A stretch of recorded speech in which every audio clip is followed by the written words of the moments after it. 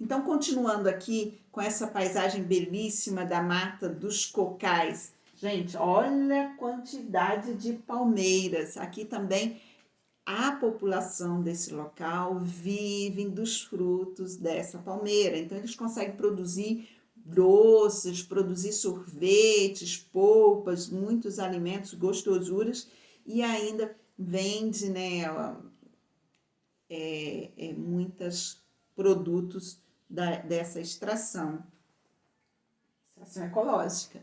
Então, olha só, é uma região formada por vegetação muito baixa, tem alguns arbustos, mas prevalece os coqueiros. É uma transição entre Caatinga e Mata Atlântica. Então, ela tem características muito comuns das duas vegetações, das dois tipos de ecossistema.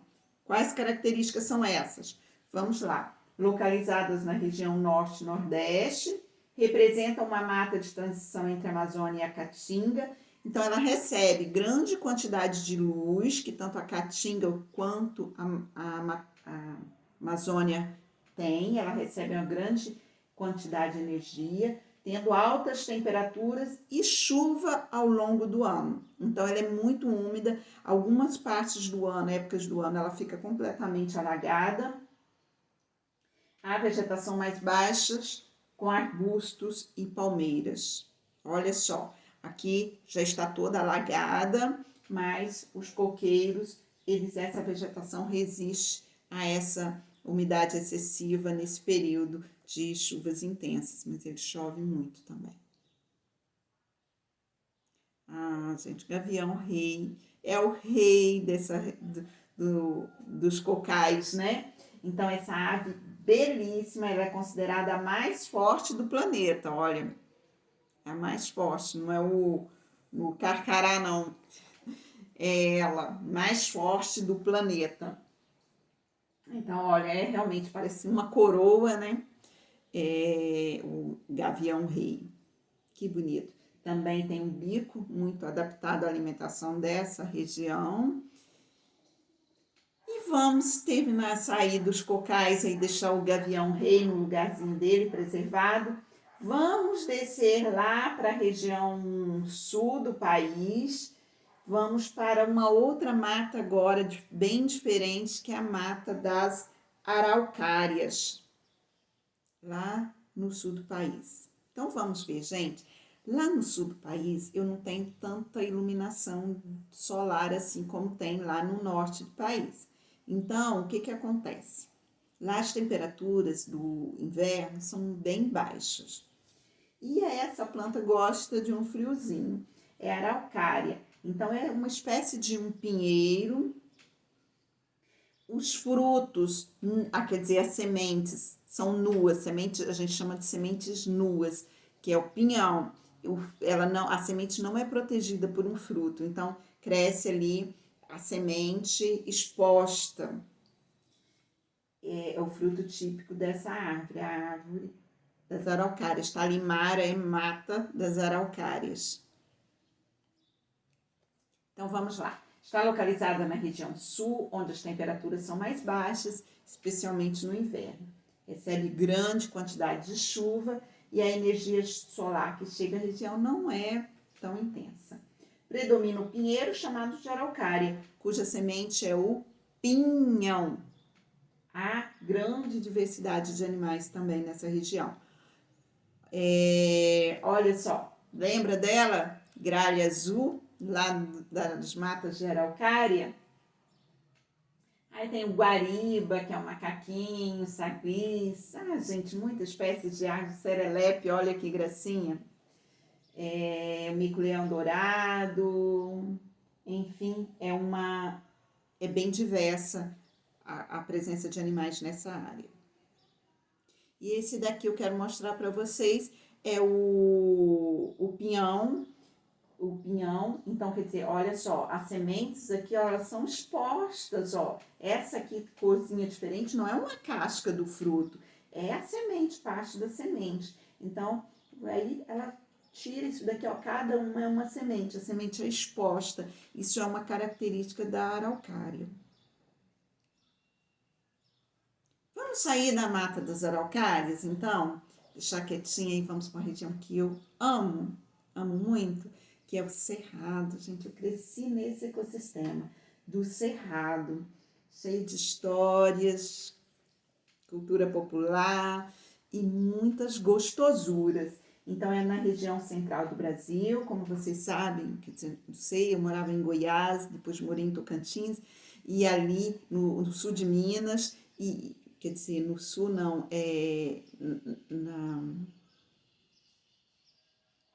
no Triângulo Mineiro, e ali toda essa região é formada pela vegetação de cerrados, é o ecossistema dos cerrados. Ele tem uma importância gigantesca para o Brasil, porque é conhecido como berço das águas. Muitos dos grandes rios, eles têm as nascentes ali no cerrado.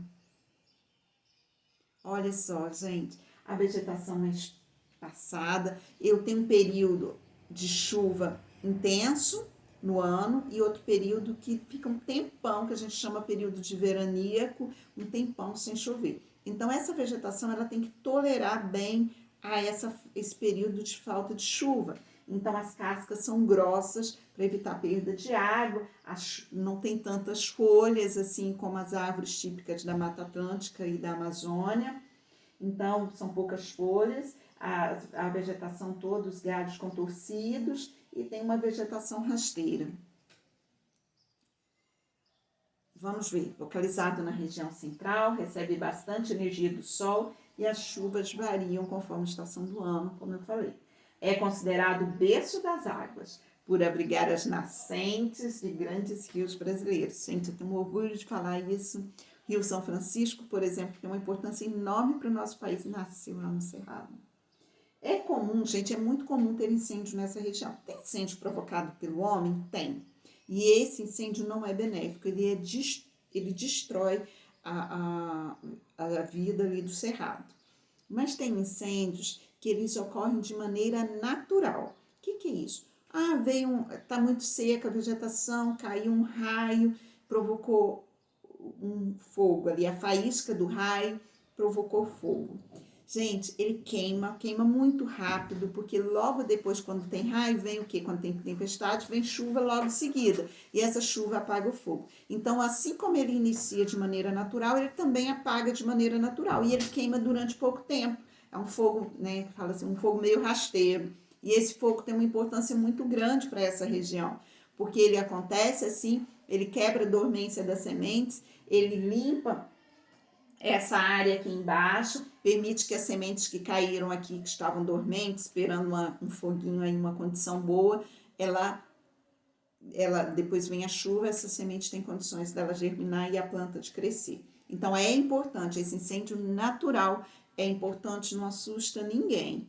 Mas o incêndio provocado pelo homem queima tudo, destrói tudo, não sobra nada, morre plantas, morre animais, aí é criminoso e é proibido por lei, mas o homem ainda faz coisas erradas, né? Mas o incêndio natural é benéfico para essa região. Ele, do jeito que ele vem de forma natural, ele apaga de forma natural com a chuva. As gramíneas e arbustos são abundantes e ele é muito rico em animais e frutos. Olha só, então a gente tem aqui tamanduá, bandeira dessa região, nós temos a anta, cervo, que é um veado, deixa eu ver se tem cervo aqui, não tem. Tem o tamanduá bandeira, o gambá, o pati, porco-espinho. Não, esse aqui é a capivara, não tem porco-espinho aqui não. Ele solta um espinho, com um mecanismo de defesa. A onça, a cutia, a paca, enfim.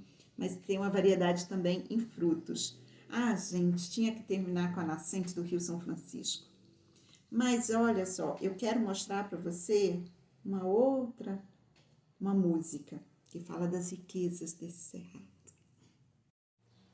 Então, gente, essa música é a abertura de um programa lá em Goiás que fala do campo, do cerrado, da cultura do cerrado e diversidade. E a abertura é essa música que mostra, eu quero que vocês observem a vegetação, a paisagem, os frutos.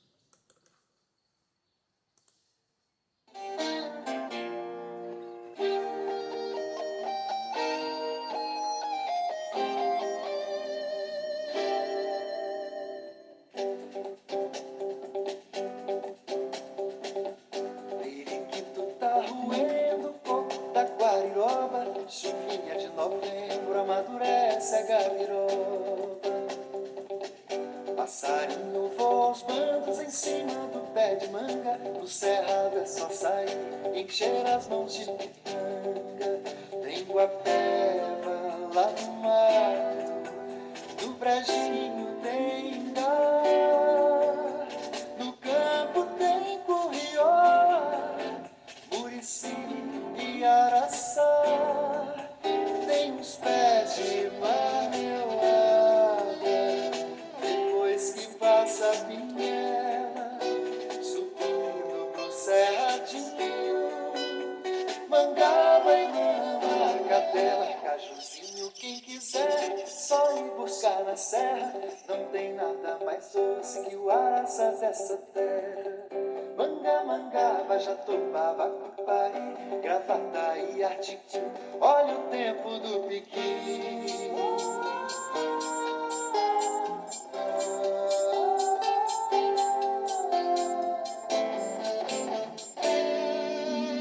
Tem guapeva lá no mato, no brejinho tem ingá. Que saudade que bate no Cerrado. É muito rico, gente. Tem que conhecer quem não conhece ainda. Vamos sair do Cerrado? Ai, quero ficar lá.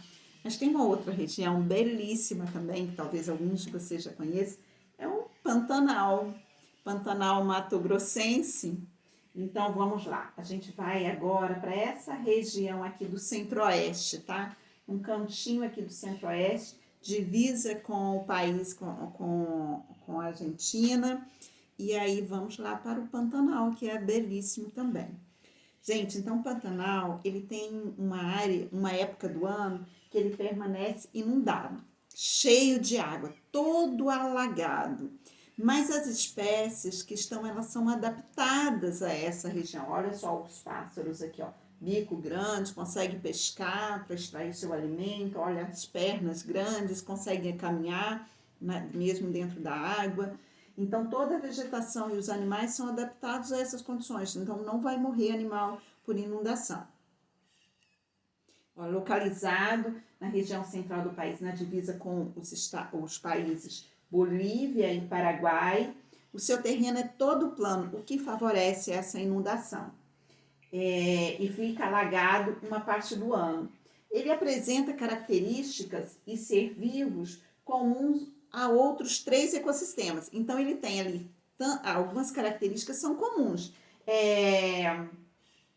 A Amazônia, a Mata Atlântica e ao Cerrado. Então, é muito comum a gente ver animais presentes nesses 3 ecossistemas que também são encontrados lá no Pantanal. Tanto animais como plantas.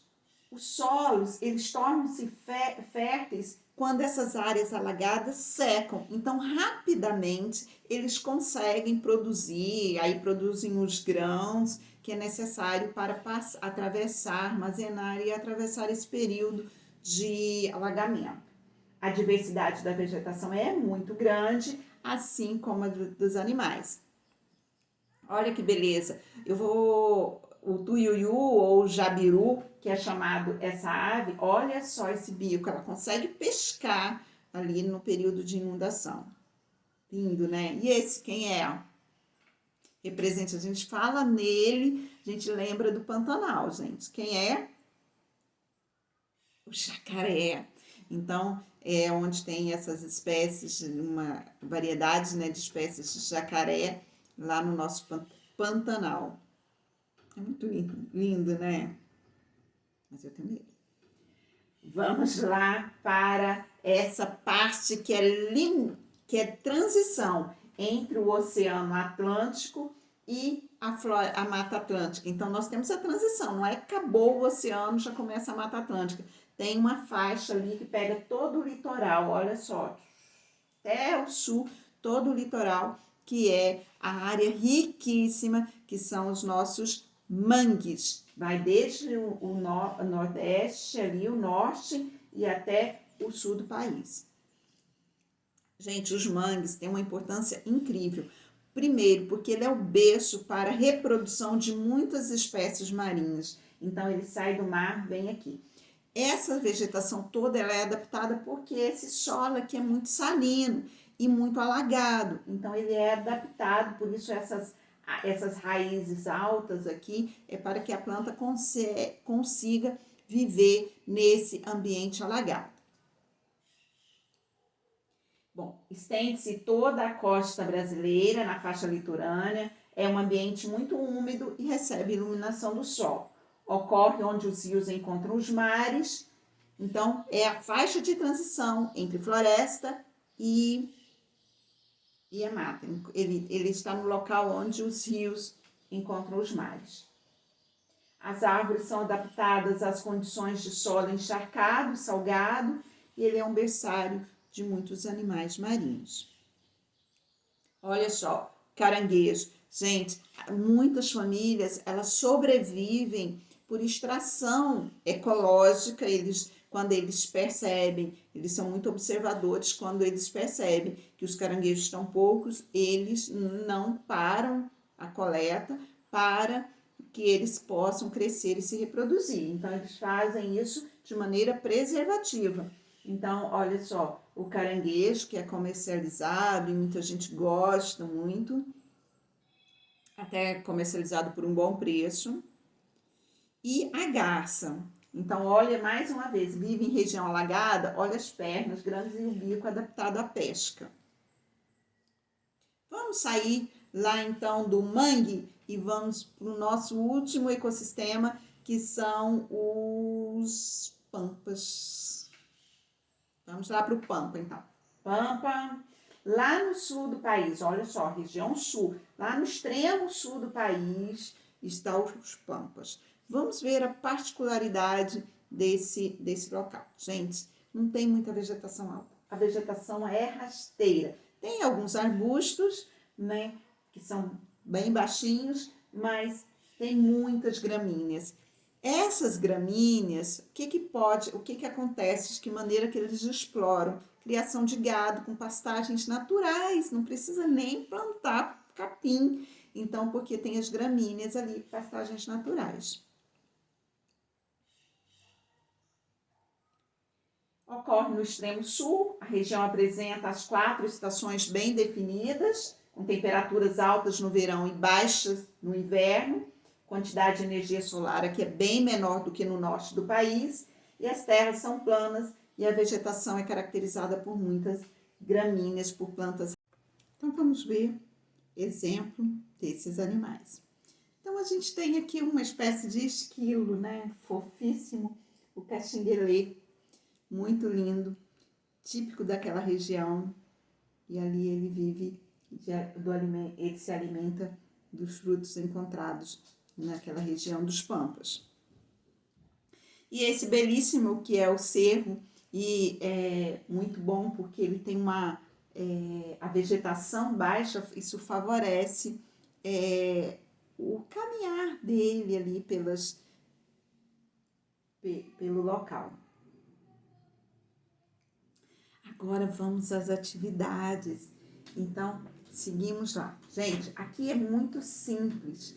Vocês vão relacionar as características das plantas aos ecossistemas terrestres brasileiros, onde elas vivem. Então, pelas características, você vai relacionar ao ecossistema.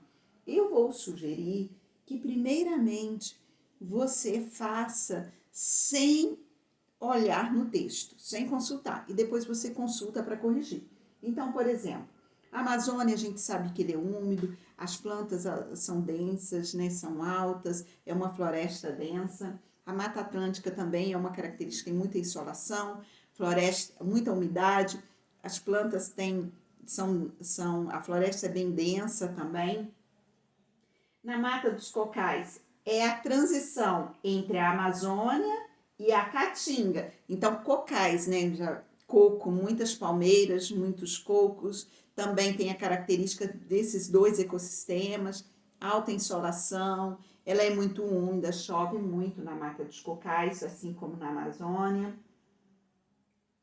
Mata das Araucárias é aquela do pinheirinho que tem as sementes nuas, né? Ou sementes não são protegidas pelos frutos, que é o pinhão.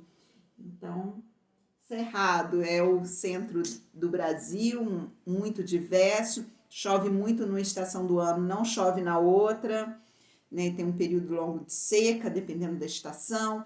Com isso, as plantas são adaptadas a esse tipo de clima, essa falta de chuva. Então, são os galhos, as árvores têm a casca grossa, tem poucas folhas e são mais espaçadas a vegetação. Caatinga é seco, chove pouco demais, o solo não tem muita matéria orgânica, porque as plantas não têm muita folha para cair e formar essa matéria orgânica. Como lá é muito seco, as plantas são adaptadas à reserva de água, por exemplo, os cactos, as palmas, as árvores que têm um tronco que armazena água, um tronco grosso. E é formada por arbustos também. Pantanal, muita chuva numa época do ano, alagamento em uma boa parte do ano. Quando seca, aí o solo está fértil e eles conseguem plantar. E os animais e as plantas são adaptadas a esse alagamento durante um período do ano. O mangue, faixa de transição entre a Mata Atlântica e o oceano, então ele está todo ali no litoral brasileiro e ele é formado ali onde no encontro das águas do rio com as águas do mar. Então o solo é salgado por causa da influência ali das águas do mar, as árvores estão a ser adaptadas a esse ambiente alagado. E os pampas é lá no sul, baixa insolação, e o que acontece é que a vegetação é muito rasteira e predomina as gramíneas. Então, com base nessa informação, você vai ler e associar ao ecossistema. Muito bem. No exercício 2, pinte as regiões. Gente, não vamos fazer o exercício 1. O exercício 1, eu modifiquei esse exercício para ficar mais interessante. E nós não vamos fazer o exercício 1, pode riscar aí. Agora, o exercício 2. Você vai pintar as regiões dos ecossistemas do Brasil de cores diferentes e faça a legenda deles. Então, olha só. Tem todos os ecossistemas aqui, Amazônia. Sabe aquele mapinha que apareceu na aula, nos slides durante todo o tempo? Então, ele está lá no livro, na página 266, pode observar esse mapa, mas as cores, é você quem decide. Então, você vai, por exemplo, pinta aqui essa área da Amazônia, então você vai pintar aqui, vou pintar a Amazônia de amarelo. Então, você vai pintar a Amazônia aqui, vai pintar de amarelo e vai escrever aqui Amazônia. Mata Atlântica é essa daqui. Vou pintar a Mata Atlântica de azul. Então, você pega pintar a Mata Atlântica de vermelho, porque tem um pau-brasil, né? Que é vermelho, madeira avermelhada. Vou pintar de vermelho. Então, pinta aqui a Mata Atlântica vermelho. E aí, você vai pintar das cores que você quiser. Faça um mapa bem bonito e pinta no capricho. Agora, essa é a proposta que eu substituí o exercício 1. Você vai pesquisar, escolher um ecossistema, vai ler sobre ele e você vai ficar muito a par das características desse ecossistema. E na próxima aula, nós vamos fazer uma adivinha. Aí você vai falando, o meu ecossistema, ele tem árvores assim, ou ele tem a vegetação assim, ele tem os animais tais, e você vai falando dicas até que adivinhe. Quando alguém adivinhar, ponto para quem adivinhou e ponto para você, se você foi claro nas suas características, mas não pode dar moleza, né, gente? Então, tá bom. Então, faça essa atividade que vai ser bem divertido. E agora, gente, eu encerro a aula longa, né? Porque substituiu a aula de português. Por que é tão importante proteger os ecossistemas? Por quê, hein, gente? Todos os ecossistemas têm seres vivos, plantas e animais, e toda a vida é importante, lembra? Tem muitas famílias que dependem desses ecossistemas, da vida que há nele. Então, vamos lá. E não só, né? Olha essa família aqui. Estou falando, não é só de família de humanos, não. Todos os animais nascem iguais diante da vida. Então, todos os animais nascem, crescem, se reproduzem e morrem. Então, esses animais, eles nascem, eles têm esse direito. E têm o mesmo direito à existência, a perpetuar suas espécies. Então, a gente tem que preservar os nossos ecossistemas, fazer a nossa parte. Ah, tia, mas eu não desmato, eu não boto fogo, mas eu jogo lixo no chão, né? Mas isso, gente, é um aprendizado. Eu estou tentando aprender durante toda a minha vida. E tem coisas que eu erro. É gostar de um descartável, né?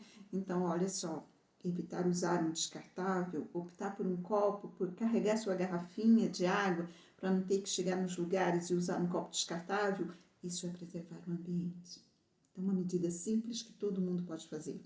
Não deixar a torneira aberta, enfim. A gente pode aprender, a gente passa a vida aprendendo, tá? E compartilhe o que você sabe, porque você compartilhando, você faz o outro enxergar que está fazendo coisas erradas, como isso já aconteceu comigo. Então, às vezes a gente faz e nem percebe, nem para pensar que está fazendo coisa errada. Aí quando o outro fala, você, não é que eu estou errada? E aí você muda, né? Beijo, beijo. Então, me ensine e vamos aprender juntos. Fiquem com Deus.